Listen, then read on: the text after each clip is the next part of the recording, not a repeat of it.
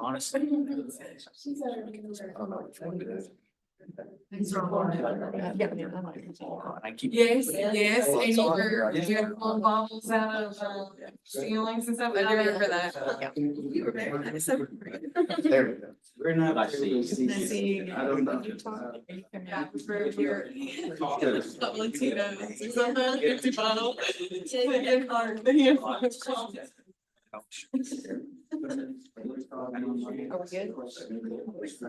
GC. All right, good morning. All right, I would like to call the October 2nd, 2024 WKU Staff Senate meeting to order. So first, we'll start off with our roll call. Senator Adams. Here. Senator Bartley. Senator Chadwick. Senator Finn. Regent Hagan. Senator Henry. Present. Senator Hess. Here, Senator Hopwood. he's recuperating, he had surgery. Senator Jenkins. Present. Senator Johnson. Present. Senator Jones. Present. Senator Hawkins. Present. Senator Minton. Present. Senator Ray. Oh, he's not here today, sorry, I forgot. Senator Robertson. Present. Senator Spitler. Senator Vanderpool. Senator Wright. And Senator Wyatt. Okay, that's it. Okay, so the agenda for today and the previous monthly meetings were sent electronically. There are no objections. I'd like to accept with unanimous consent. Any objections? No? All right, good. That means they're accepted.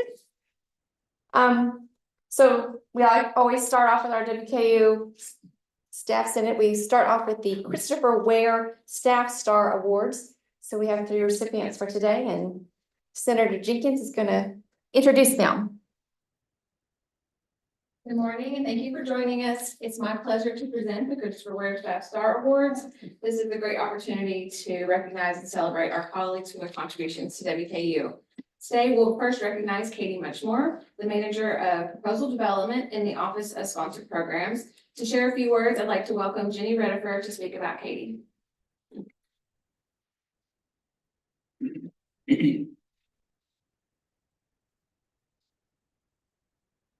If you know Katie, you know how amazing she is. And do we have anyone here from PCAL? Sorry for us stealing Katie away from you, but she came back to her home in Oregon. We are thrilled to have her. Katie, even if you've ever even spoken to her, you know how kind she is and just genuinely cares about other people. But that transfers over to her work on the very technical process of submitting external grant proposals. And so you could do this job by just telling people what paperwork they need to turn in and making sure that their documents are in the right font size. But she goes far beyond that and works harder than anyone I've ever seen on proposal development. She really gets into the weeds of the content. She gives people suggestions that they might not think of themselves. And by people, I'm usually talking about faculty with PhDs. And so this could be intimidating for some people to tell a professor that, hey, you did this wrong, but she does it in such a kind way and in a way that's really helpful to making it more likely that they will get funded, that everyone is just thrilled when they get to work with her. And I'm thrilled that I get to work with her every day. So thank you so much, Katie. You deserve this award more than anyone I can think of.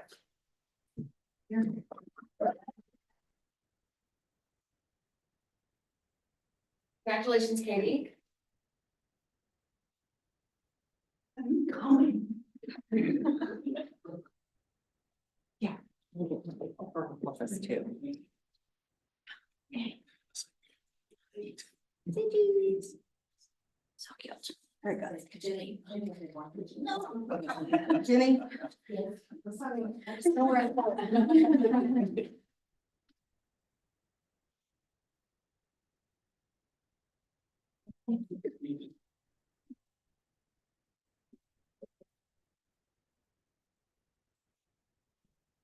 We would now like to recognize Roy Long, University Fire Marshal. Roy was nominated for the Christopher Ware Staff Star Award by Jonathan Oglesby. I'd like to welcome Jonathan to say a few words about Roy. I might stall a little bit, his son's coming, so. And everybody that preaches the choir, you know how bad parking is here. No offense to any parking. Yes, if you don't mind, we just left for son here. Yeah. Yeah, we'll pivot. We're gonna recognize Michael Hobbs next, the specialist for CET and scholar programming in the Mehuron Honors College. Michael was nominated by Nina Marjanovic, the MHC Assistant Director. Nina couldn't join us today, but she asked that we share this nomination. I am delighted to recommend Michael Hobbs, a part-time member of the Mehuron Honors College, who has quickly proven himself to be an invaluable asset to our team. Michael has consistently demonstrated an impressive ability to take on large, complex projects with enthusiasm and dedication, even as he steps into roles and responsibilities that are new to him. Michael's conscientious approach to his work is evident in everything he does. He pays meticulous attention to detail, ensuring that every task is completed to the highest standard. This quality is particularly important in our fast-paced environment where the success of our initiatives often depends on the precision and care with which they are executed. Michael's ability to manage these demands while maintaining a positive and solution-focused attitude is truly commendable. Moreover, Michael has a natural talent for connecting with students. His approachable and supportive demeanor makes him a favorite among those he interacts with, and he is often sought after for guidance and advice. His ability to inspire and uplift students is matched by his skill in fostering a positive and collaborative atmosphere within our team. He is a true morale booster, always ready with a kind word or a helping hand, and his presence has significantly contributed to the sense of camaraderie within our college. In summary, Michael Hobbs is a conscientious, detail-oriented professional who excels in student engagement and team morale. I'm confident that his continued growth and contributions will make a lasting impact on our college and beyond. I'd also like to invite Michael's supervisor, Naomi Rowland, Assistant Director of Academics in the Mehuron Honors College, to say a few words. I don't know if I can follow that. But I'll give you an example of what Nina was speaking of. We hired Michael mainly just to coordinate the student thesis projects. And so we were just expecting him to schedule those defenses and work out the logistics of that with students. But instead, on his own, without being asked to do so, he ended up editing 28 theses on behalf of the students. And we're talking about getting into Word and editing fonts and spacing and moving tables and all of this stuff. And I didn't even know he was doing that.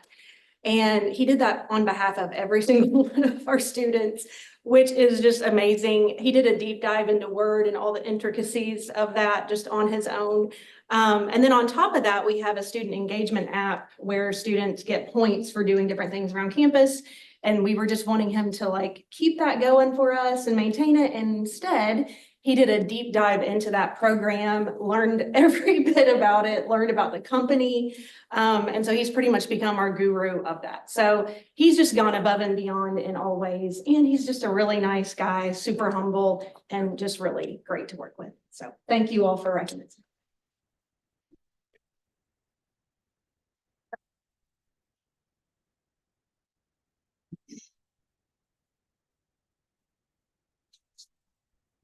Yeah.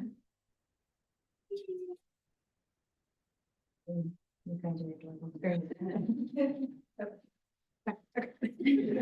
you so much. Thank you. Okay. We would now like to recognize Roy Long, University Fire Marshal, and I'd like to invite Jonathan Oglesby to say a few words. I just wanted to come down twice. Hey, everybody. I have every award show always has like, well, I didn't really write anything, but I did. But anyway, I could talk about Roy forever. He's wonderful. But this is, I want to share with you, this is the what I wrote to nominate him. And it's so true. And I hope you get a chance to spend time with him because it's amazing. He's great. Roy is a genuine pleasure to be around. He's the smartest person in the room, even though he won't let you think that way. So he's smarter than everybody in here right now. Sorry, I know some of you personally, I know that's hurtful, but it's the truth. But he won't let you think that, but he is. He's incredibly giving, kind, and listens to others. That's a big deal. I don't know about you all, preaching to the choir and a staff sitting, I get it. A lot of people don't listen on campus, do they? Roy does. He has a unique way of patiently mentoring someone without ever standing in their way. He is a natural leader that smoothly works hard to do the right thing. As you can already tell, these are great qualities that any department would love to see in their staff. But he is in your department, even though you don't know it. He's the university fire marshal. He actually touches every building on our campus here, but extended campuses, every staff, every faculty, every student. Roy oversees all the campus, extended campuses, fire protection. He comes in days, nights, weekends, early, late, and yes, holidays. He's coming in next week on fall break while everyone's going to 30A or wherever. Roy will be here. Whatever it takes to make sure all of us are safe and sound, he truly deserves this award. He has stood in the shadow of others for many, many years, and he was just recently promoted to the fire marshal position. So I enthusiastically recommended Roy for this award. But I also like to tell you a story this week. He doesn't even know about this. So he's like, oh man, shut up. So on Monday, we get here, 6 a.m. I'm helping do sprinkler inspections. We go out, we pregame before the state inspectors come.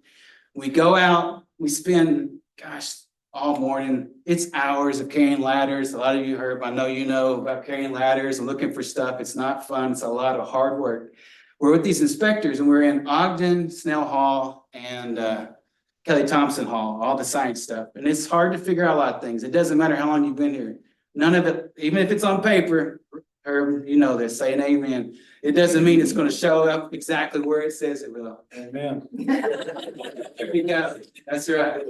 You're sitting around an offering plate here in a minute. So after it was over, Roy doesn't know this. One of the inspectors from Louisville, he goes, man, that was great. And I'm like, we're carrying ladders, just me and him. And I'm like, and stuff. And I go, what was great? He goes, you have no idea what it's like to go to other places. They just give us keys and they just say, go do it. He goes, y'all helped us all day. You did all this stuff. I go, that's Roy. Yeah. So, Amen. Roy, you're awesome. Now I'm going to cry.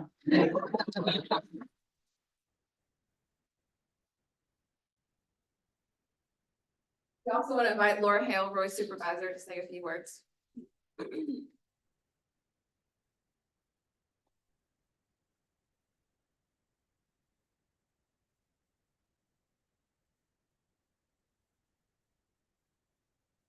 Sorry, I was hiding in the back. So thank you, Jonathan, for sharing that about Roy. I know you guys work hand in hand together every day, and I really appreciate everything you both do. So, so for me, I had to write something because I'm not the best public speaker. But so I met Roy 17 years ago when I started my career here at WKU. And from that day, some people you just know, right? You just know they're good people and you know you're gonna be friends. And that's how I was with Roy. And so he's also a great coworker and he's also very conscientious about the work that he does. And you can tell that when he talks to you about what he's out doing. So he's performed many roles here at WKU. When I first started, he was the fire life and safety specialist. And so that means he maintained the fire systems, fire alarms, he conducted fire training, and any other task that was related to fire and life safety. And he did that for several years. And then he transitioned to a different position where he was doing laboratory safety and environmental compliance. That's completely off the map from what he was doing before. And he learned quickly, and he always was there to, he was there whenever somebody needed him. And if that meant something completely out of his realm, he was there to do it. So we've always been appreciative of Roy. And as Jonathan said, within the past few months, he's taken on the university fire marshal position. And the thing about Roy is he understands the immense responsibility that that is, because it's fire and life safety at its base core, you know. You're trying to keep people keep people alive, literally.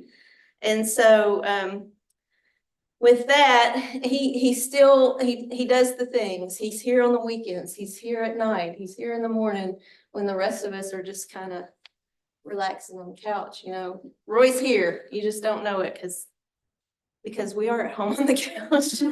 And despite the budgetary limitations that we have and the lack of personnel that we have, he still makes it happen. So when I think about Roy, I think about the term jack of all trades. But I'll leave out the negative connotation that comes with that, because a lot of times it's like, well, jack of all trades, master of none. But if you knew the whole phrase, it was actually jack of all trades is a master of none, but oftentimes better than a master of one, which means it's a whole lot better to have a lot of skills in a big variety of areas than just maybe one main skill. And that's what he does best. So that being said, many of us have looked to Roy for advice on our vehicles because he's an awesome mechanic on top of everything else. And so, you know, we'll come in with questions about, oh, my brakes are squeaking, or my car's making this noise. Oh, that's the timing belt. You know, he always knows what's going on and how to best, you know, remedy the things about our cars. And let's not even talk about his culinary skills. Okay, so we have a special office where we have a full kitchen, and so we do make meals sometimes. And this man makes the best hush puppies this side of the let me tell you. And I was gonna say something about, I was gonna make sure Chrissy wasn't here, his wife, because I have heard him receive a couple of marriage proposals based on his cooking skills. So anyway, I'm not being recorded. Chrissy, it was just a joke. But anyway, so the main point of this is, the thing about Roy is he does all of these things for the university, for his friends and his colleagues without asking or expecting recognition. And so that's why I think, and everybody in my department thinks, that he's the perfect recipient of the Charles Ware Staff Star Award. So, thanks, Roy.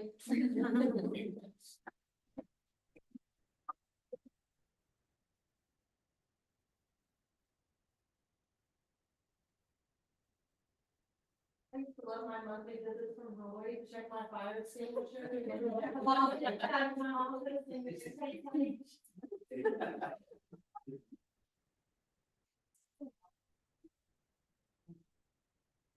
There you go. Say cheese. Perfect, thank you. Thank you.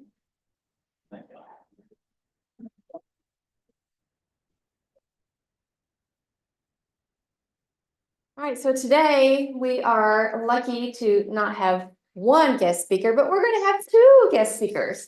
So our first guest speaker is Carl Lavis. He is, I don't know, our first speaker, let's do Kent. Kent, our own Senator Kent Johnson. Kent is currently the Director of Military Student Services here at WKU.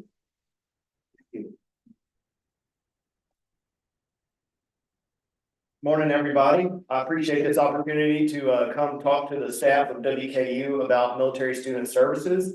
So what I want to tell you all about today is I want to talk about primarily three things as far as who we are, who we serve, and how we serve them. And then also just touch on a little bit about the support for students that have a military connection at WKU. So it's mostly about our office, but there's a team here at WKU, and a lot of you on the staff are a part of that team. So before I get started, I just want to thank you all for what you do for our students, especially the military connected students, because it does take a team to ensure that they're successful and taken care of.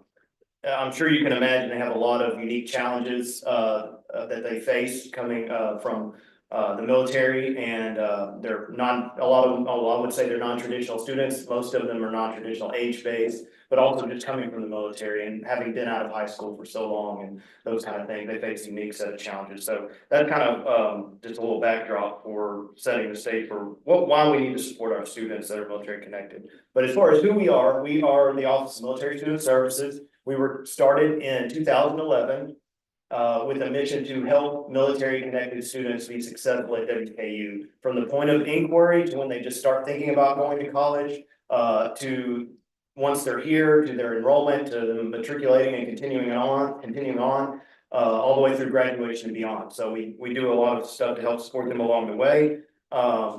Originally, it was just the VA office that was serving military students. We still have an excellent VA office up the hill. So as far as kind of painting a picture of what offices specifically serve military, you have our office that started in 2011, and then we have the VA office, which processes military education benefits. So specifically the GI Bill, tuition assistance, in-state tuition rate, those kind of things.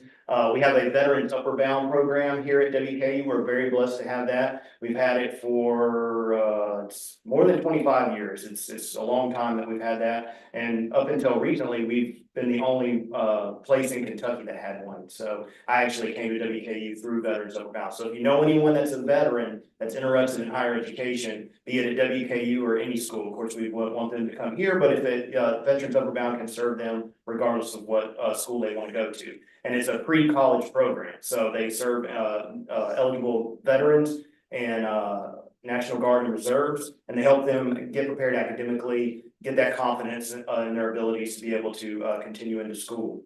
So that's how I got here. We have the Veterans Upper Bound, VA processes their VA education benefits, tuition assistance benefits, and we also have an ROTC department. As many of you probably know, we have an excellent Army ROTC program here at WKU. And they are training future Army officers in military leadership. And so those that are commissioned into the ROTC program will graduate and commission into the Army as a second lieutenant. It's a really great way to get started with their military career and become future leaders in the Army. And there's a lot of scholarship opportunities. Their students are very successful because they have a lot of wraparound services and support for them. But going back to our office, which is what I came here to talk about, we are, I just wanted to paint that because like I said, it's a whole scene, paint the picture of what support there is. But who we are a support office. So who we are serving with that support is anyone that's military connected. So a lot of it is veterans. It could also be active duty. We have a lot of active duty WKU students that are serving all around the world.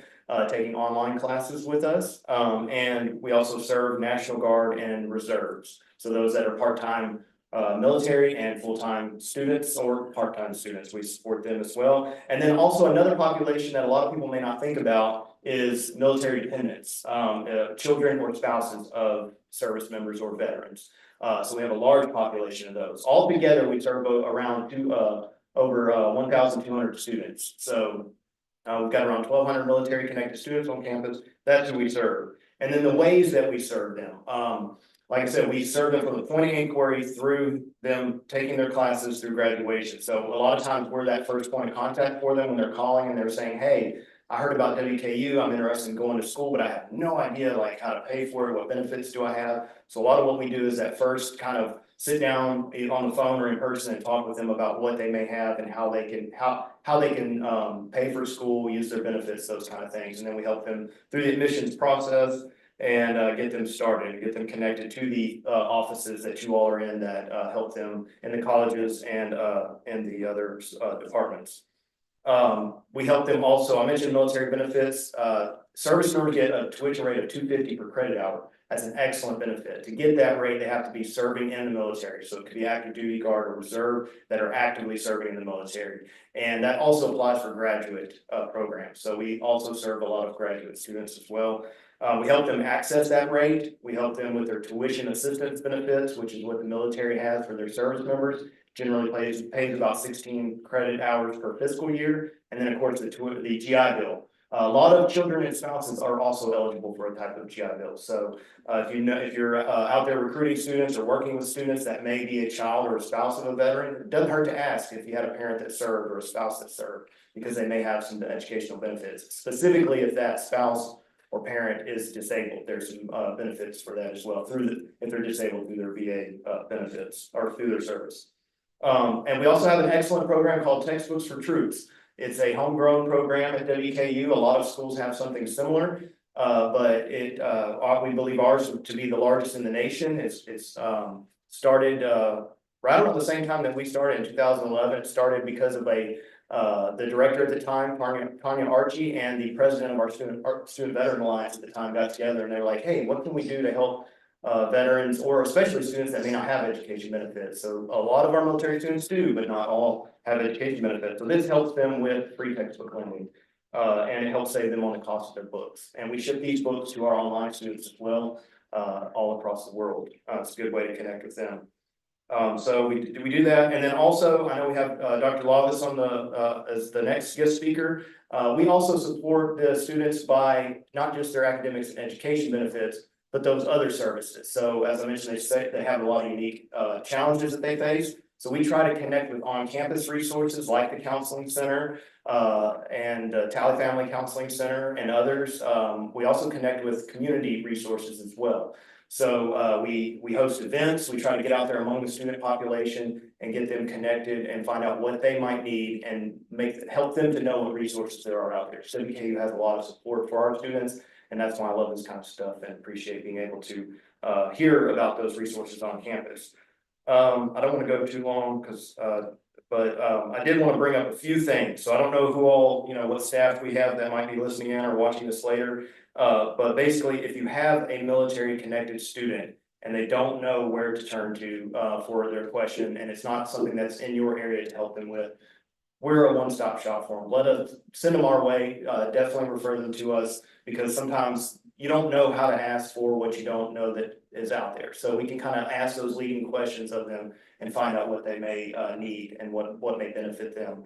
And we've had a lot of success, Dr. Lavis, we've had a lot of success lately with getting students connected with the Counseling Center based on doing events and growing that connection with the students and helping them realize that that's there. And so I'm really excited about that because mental health is very important.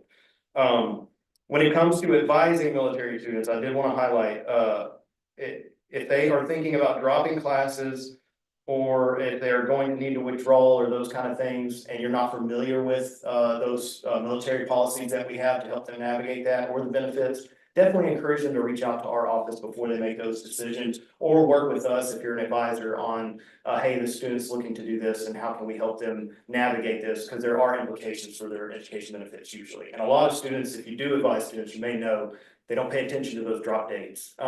So if we can help them, if they're thinking about needing to drop, or if they, help them know what their options are and what the implications are for the benefits.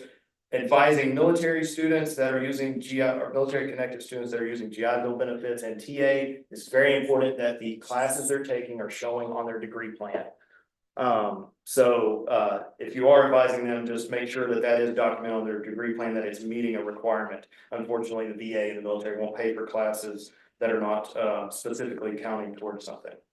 Also, we help with recruiting. So as departments, if you are from a college and you work as staff in a college, and we can help you with recruiting military connected students, we want to be able to work with you on that as well. We go to education fairs at military installations. Like I said, we're always on the phone. We're always talking with students that are thinking about college. So please let us know how we can help you with advertising. And we have, there's some rules that we have to follow when it comes to advertising to the military. So help you navigate that. Okay, finally, I just wanted to reach out, to talk to the staff that may be veteran or military connected. So 99% of what I do all day, every day, and the staff that of our office, which I forgot to mention, I have lovely staff in my office, very good, passionate staff personnel, which I'm very happy to work with. I have Ms. Bertha Hunter, who is our coordinator, and Ms. Suzanne Thomas, who is our veteran success coordinator. And they, as a team, we work with those students.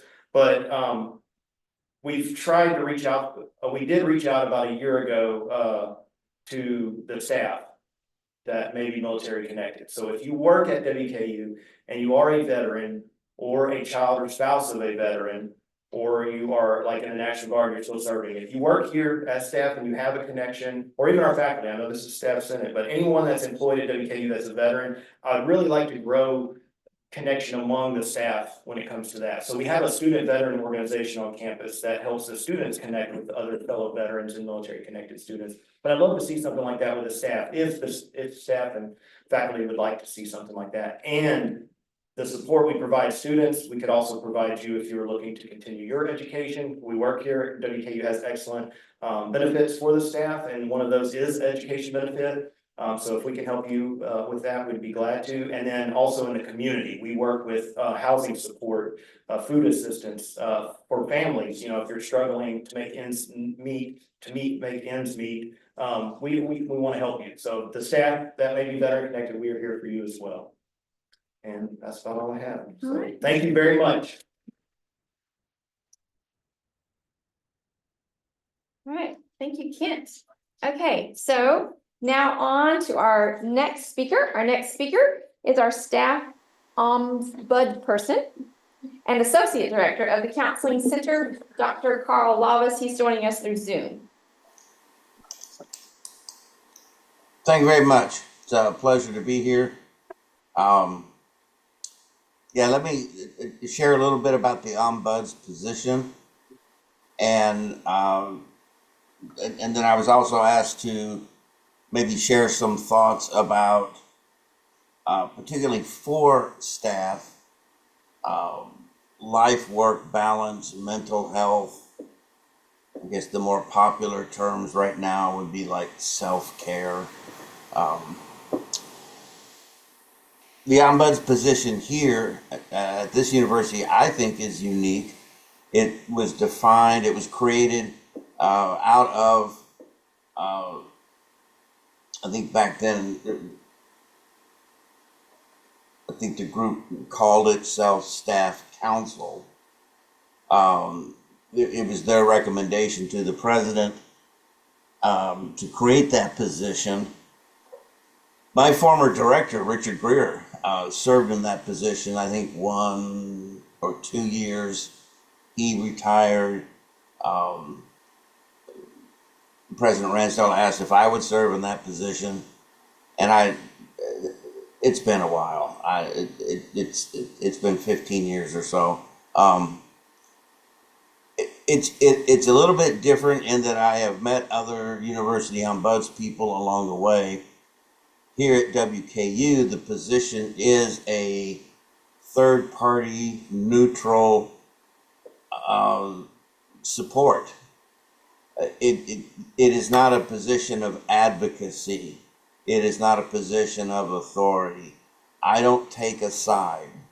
My job is just to be a confidential, neutral person who sits and listens to faculty or staff and helps them decide what it is they want to do. Most of our policies, some of our policies are clear. Most of our policies are written out somewhere.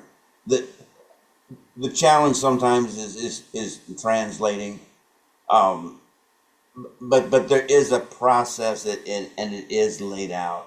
So I think that in the beginning, the thinking was the ombudsperson doesn't need to be enforcing that would fall under existing positions, including human resources. So what I have done over time when I meet with people is ensure them of privacy, confidentiality. We talk, and I just try to help them decide what is in their best interest. What is it that they want to do? Many people, after meeting, decide to not take any formal action, but they do feel heard or supported, and that's enough for them to be able to get back to their normal routine and feel like they're a productive part of the university. Some will decide to do an informal grievance or a formal grievance. Some, very few, but some will decide to seek legal representation, go off campus and meet with an attorney. When I say confidential, I don't keep much in the way of notes, let alone I report to the provost and the president just in terms of here's the raw number of people that I've seen in the past year. I don't discuss anything else. Topics, issues, policies affected. I provide no demographics.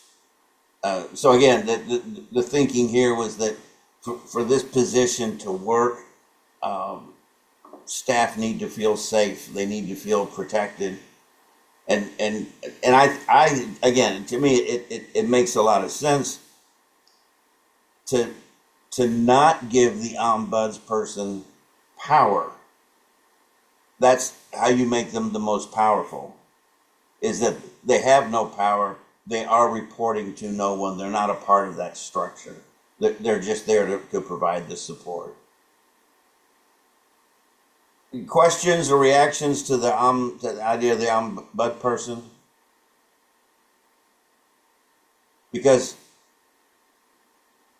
I'm getting real close to retirement. Like end of November, I think. God willing, everything goes to plan, assuming I have filled out the forms correctly. It's been a wonderful run. 33 years here. I tell people that there are days I felt guilty because I was going to work. Like I was happy. And I have a lot of friends who just aren't happy when they go to work. And I had to think really hard. Has there ever been a time that I just didn't want to go to work? But I'll be retiring, and so I assume there will be some sort of a conversation between your organization and the provost or the president as far as how you would want to pursue replacing. One change that has occurred over the time that I've been in the position is that the faculty senate did request their own ombudsperson, and that came out of a number of discussions that I had with their leadership committee. Just that so many of the issues that faculty were bringing to the ombudsperson had to do with kind of the intricacies and the nuances of tenure and academic history and lore and traditions. This is how it's done. It seemed more confusing, more vague. It seemed like faculty might need someone who could take on a bit more of the advocacy role, and certainly someone who's a little more familiar with just the variety of even within departments and within colleges, different units operating differently with different expectations. So this may be a time that you all want to revisit that. And what is it that you're wanting from this position, and would you want to change it or not? But that's something that's coming up soon. Just in general, as far as staff health, mental health, wellness, balance. At the counseling center, our mission is to serve students. That's how we're funded. That's how we're budgeted. So we have never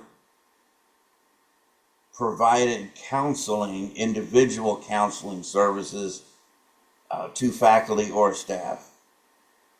And my general experience has been that faculty and staff would typically prefer maybe a little more privacy. If they were going to meet with a therapist, they would most would prefer to be off campus. And you have that right.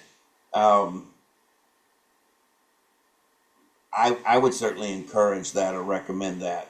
You know, anything that's going to help you feel safe and secure while you're talking to a therapist. So, you know, most people probably would rather not meet with a therapist on campus.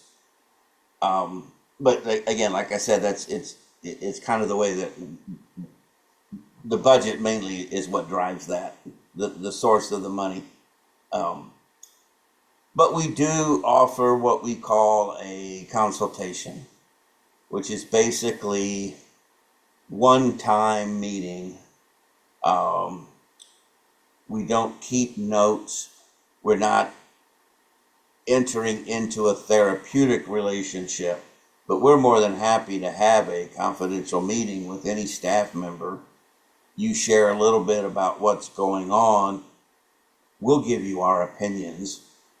You know, that it may be this, and if that's the case, here are the people that we might recommend or refer you to in the area or in the community. As well as encouraging you to use the employee assistance program, which is available through our human resources, which is a really nice benefit. I'm surprised sometimes at the number of people that aren't aware of it. There's a panel, I guess, if you will, a panel of local mental health experts.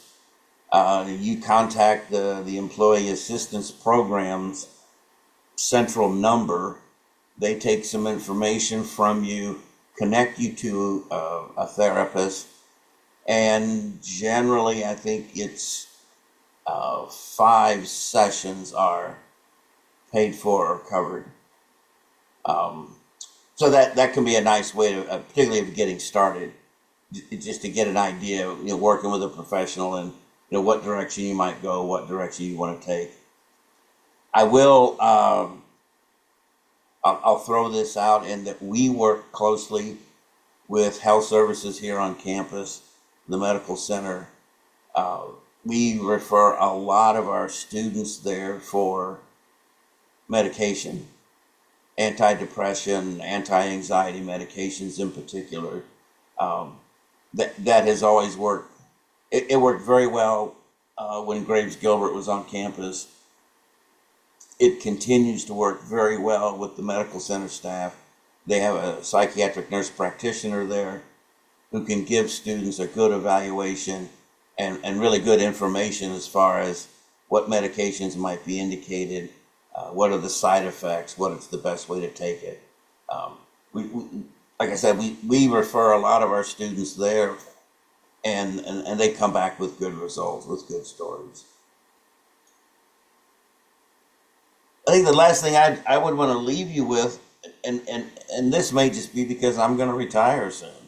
It's kind of my last chance to grab the mic and be the bully. I think mental health is important. And I think one of the worst things we, meaning America's society, but my profession is guilty, is that we've turned it into some kind of game. We've turned it into some sort of social media driven, fashionable activity. We certainly want to get rid of the stigma. We don't want people feeling bad about feeling bad. But like so many things, it's almost become sort of this fad, popular. You know, let's all go to Starbucks for coffee and let's talk about our latest diagnosis and you know, and what celebrity has it, and what, there's a certain grandiosity that sometimes we get pulled into, that works against us. There are things that we know from the old school, And yes, I am an old man, and so of course I'm going to sound like an old man, but I also think this is universal truth. There are things that we have known for a long time. There are things that your grandparents have known that have stood the test of time. It wasn't that long ago, I had a graduate student who was working with us, but prior to being here, spent a year in Haiti. And for 1 year in Haiti, she led yoga groups for children who had been displaced by natural disasters and civil unrest. So there'd be these compounds with lots of, hundreds of homeless children and parentless children, orphans. And to help them deal with the trauma of that, a bunch of these American graduate students flew down there on grant money and taught yoga classes. And they had some research and they were just so proud that, this bending and stretching was stimulating the vagus nerve and increasing production of serotonin and accounting for positive mood. And I wanted to cry. You will never convince me that yoga did that. Now, what I believe is you take a bunch of kids who've lost their families, and once a day for 6 weeks, a bunch of other adults show up and want to spend time with them. And they probably provide some snacks. I mean, it could have been yoga, it could have been soccer, they could have been throwing coconuts. It wasn't the physical activity, it was you were surrounded by loving adults who seemed to think that you were worth something. So to me, it's the old school ideas that get us through the hard times. I don't want to go on a rant here. If we were going to talk about mindfulness, it would turn into a rant. That term has been hyped and marketed terribly. It's what all new therapists talk about. We're going to do mindfulness. We're going to do well, okay, that comes from Zen Buddhism, to give you an idea of how old of an idea it is. And it's basically the idea that your thoughts are your thoughts. There's really nothing real. There's just what you think is there and what you impose on the world. So if you're afraid of something, it may not be because the thing that you're afraid of is scary as much as you think it's scary. But we've known that. We've known that all along. I watched some of you today stand up in front of a group of people and you seem to enjoy it. Well, if that was my wife, and she'd be sweating, she'd be nervous, she'd be nauseous. To her, that is not pleasant. To me, love it. It's a rush. It's exciting. So much of what hurts us is what we have somehow decided should hurt us. Or what makes us mad is the idea of, well, that shouldn't happen. People shouldn't be double dipping. People shouldn't be playing loose with their budgets. No, they shouldn't, but they do. And they have since the beginning of time. And to my knowledge, none of you have been appointed to resolve that. Does that make sense? We don't have to get pulled into the immediacy of our world. We can ask, what was that? For crying out loud. City Slickers, the movie. And where the characters, what's that one thing? You got to figure out what that one thing is and then live your life by that. Well, for most of us, maybe 4 or 5 things. But I think that's really important. And make sure that whatever those things are weren't handed to you by somebody else. My generation grew up with, don't keep up with the Joneses. Any of you old enough to remember that phrase? That's some real powerful advice.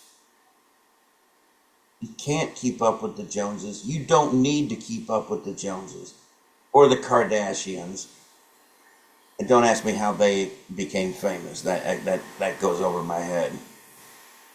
But what a great example of how something so silly and useless can seem to be important. Yet generations of kids growing up thinking, well, maybe I should admire the Kardashians because they're on television a lot.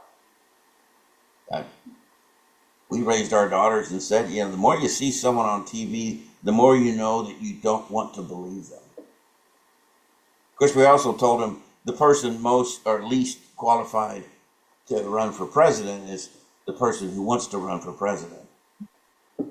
You want to be the president of the United States, you are disqualified. We need to elect someone who doesn't want to be there. So they'll get the job done so they can go home. So again, you know what keeps you healthy. I know you know. It's hard to stay on track. It's hard to be consistent. That's okay. Because being consistent is one of those marketing schemes. Nothing's consistent. Everything runs hot and cold. Everything runs in cycles. It's okay to not always be on your game. But you find people that you trust and respect. You find people that you can help. You give back. I grew up hearing, eat my vegetables. Gee, who would have known my mom was a genius? Because you can make a lot of money now going out doing webinars, telling grown adults that diet and nutrition is very important. Who would have thought? Who would have thought after all these years? Yeah, you probably need a little more fiber, some of those nice colorful vegetables, lay off the greasy meat. We know this stuff. And I wish we could all get excited about our potential and trust that we're going to make it happen, and then rely on that. And just kind of let the little stuff just move on. I love working at a university. I can't imagine a place other than maybe the federal government that has more examples of just political nonsense. I'm totally serious now. Let me ask you this, and then I'll shut up. In the time that you've been here, have you ever heard anyone show up at a meeting and say, oh, budget-wise, we're in great shape. No, we don't need an increase. I don't need to hire any more people. Our salaries, they're getting way too high. We need to cap those from. I've never heard, in 33 years, I've never heard any department say, no, we're good. And that's including counseling centers. Oh, we can be the biggest bunch of crybabies you've ever heard. Yeah, everybody needs more. All right. File that away someplace. I'm not saying let's ignore it. Let's get some perspective. What can we get done while we're here? And let's do that. So that's my 2 cents. But seriously, do know the Employee Assistance Program does exist. If you ever had questions that you would just want to run by one of us, you're welcome to call, email. We can set up phone, Zoom, text, in person, and do that consultation. I appreciate y'all. Thank you. Thank you.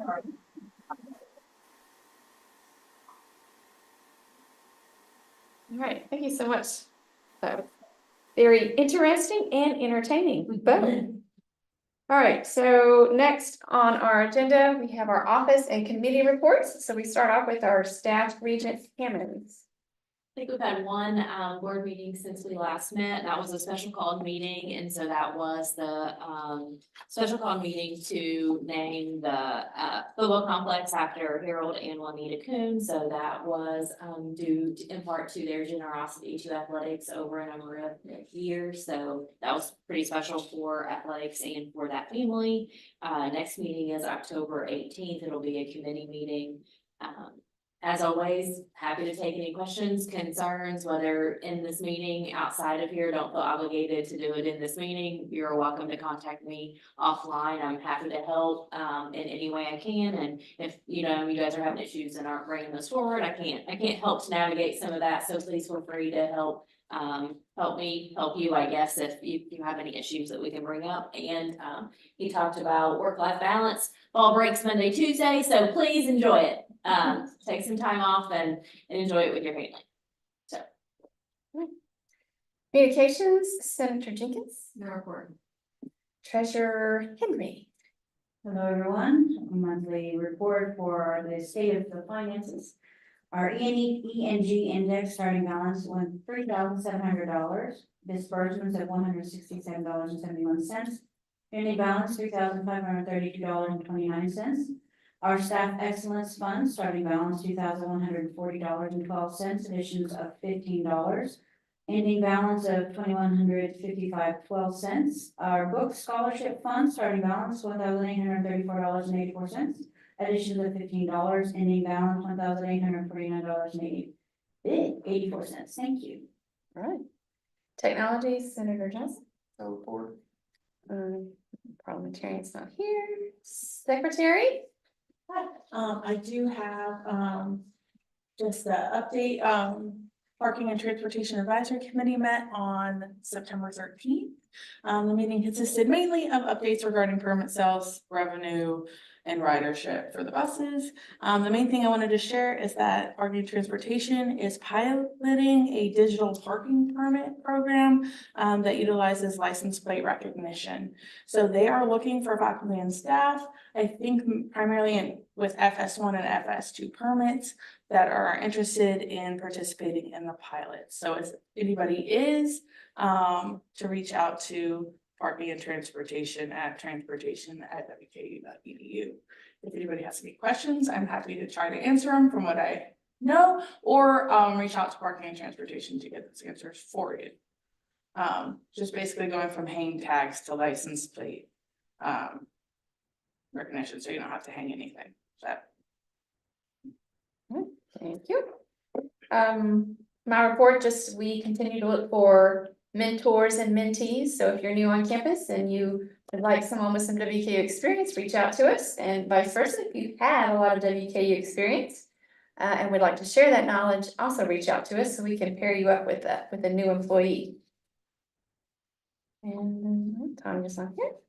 So next we have our old business. So our staff senate hosted our first meet and greet for the WKU staff on Tuesday, September 17th. We recognized staff for years of service. I felt that we had a great turnout, and I think everybody that attended and supporting our staff for their years of dedication and value to WKU. The staff engagement survey, we were gonna do that for the fall. They said that the results should be finalized and we should see those pretty soon. Any other old business or anything that we need to discuss? No. All right, new business. Tanya says we need to set a date for the spring meet and greet. I know we talked about I don't know, what did I say? I have my notes.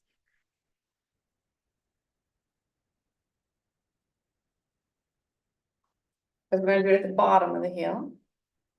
Here it is, you. Okay.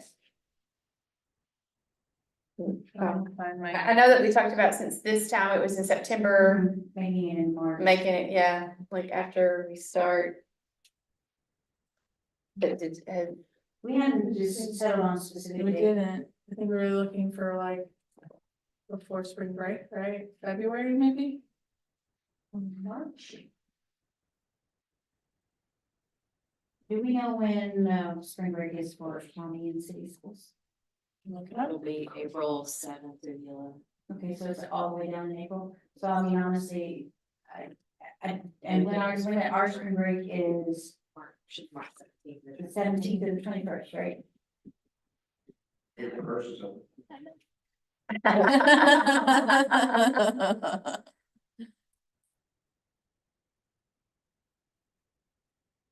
I mean, I'm open to anything, if anybody has any suggestions.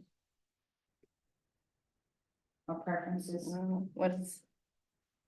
Did we like Tuesday? Did we have any complaints that Tuesday was not a good day? We did talk about the time, we'll change the time to not be as long, is that right? Right. One yeah. to, For like an hour and a half. yeah. All right, so I don't know, what does March look like?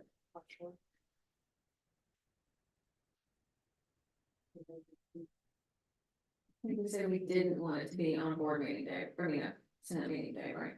Right. Oh, yes, yeah.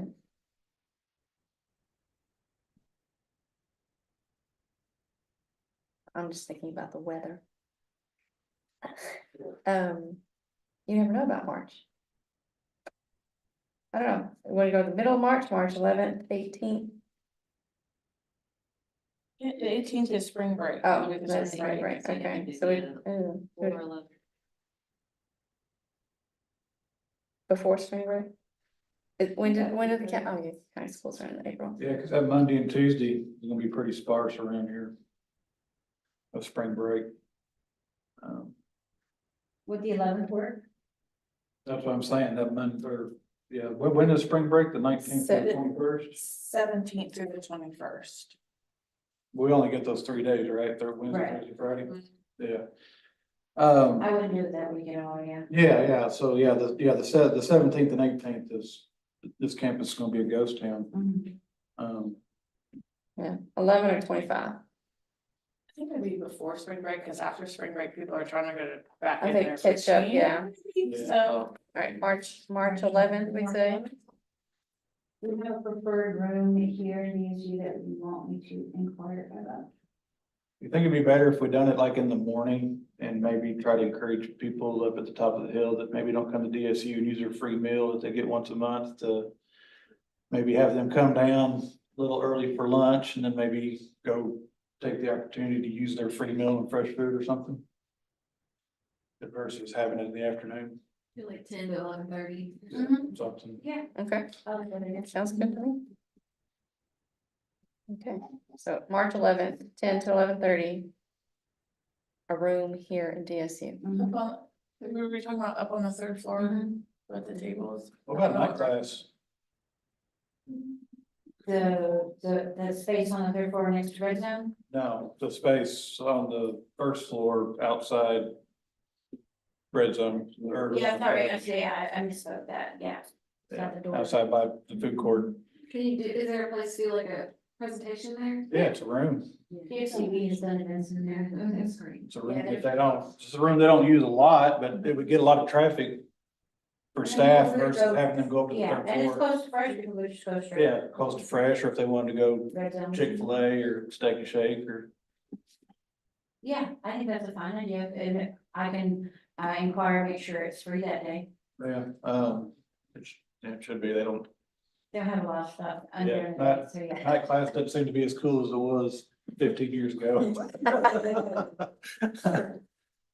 Okay, all right, so we're gonna shoot for March 11th, 10 to 11:30. See if night class is available. All right, cool. All right, any other new business that we need to discuss that? No, okay. And as always, we set time aside for public comment. So is there any public comment at this time? Public? No? Okay. All right, so for our announcements, I'm passing on that open enrollment for the 2025 benefits run October 14th through October 25th. Our next staff meeting will be the day after Election Day, which is Wednesday, November 6th. And this concludes our meeting today. So with no objections, I I call, think the email's going out tomorrow as far as the benefits guide. I think that's coming up from HR. oh, good, okay. All right, good to know. All right, team, we're over. Meeting adjourned. Awesome.